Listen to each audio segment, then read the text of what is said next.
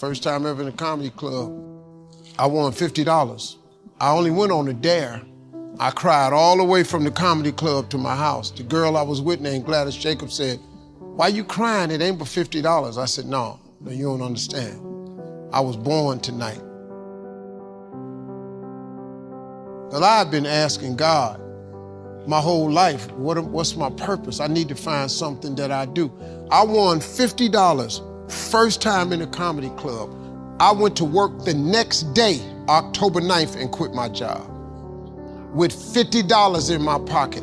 Married, twins, $50. My ex-wife said, "You can't do that. That's foolishness." Her mother told me, "You're not even funny." My mother told me, "Boy, you don't do stuff like that. You work like your daddy and your brothers." I said, "No, Mama, this is what I was born to do." And my mother was saved and, Sunday school teacher, so I believed everything my mama told me. But this one time I said, "Mama, I got to go try this." I said, "This is it for me."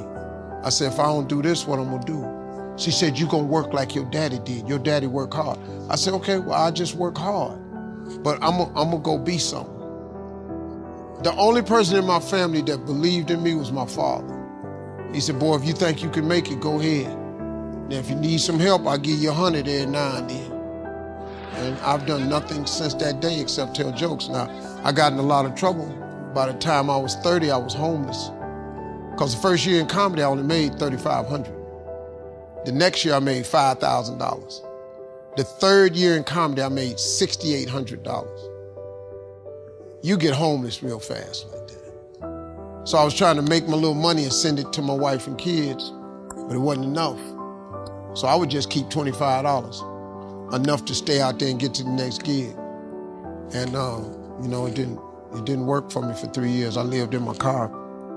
You have to take chances in life. If you want your life to be something special, you eventually have to take a chance. You can't do normal things and expect extraordinary results. It doesn't work that way. You have to take an exceptional chance one time.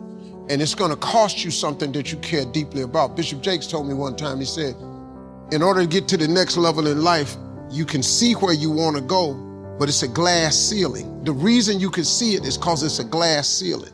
In order to break through a glass ceiling, you're gonna have to shatter the glass. Anytime you shatter the glass, it's gonna be blood shed. And the blood that you shed is gonna be something that you care deeply about. So if you are not willing to shed something you care deeply about, you cannot go to the next level. Most people let their family keep them from going to the next level. Some people, your friends. Some people, it's your job, your position keeps you from going to the next level. But if you go to work every day and you ain't happy, if you don't wake up overjoyed to go to work, that ain't no life, man.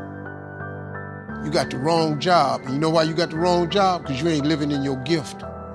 You only find peace and happiness when you live in your gift, the thing God created you to be. If you don't ever do what God created you to be, man, you'll never be content. You'll be miserable. All the time, I was miserable. For 27 years, misery.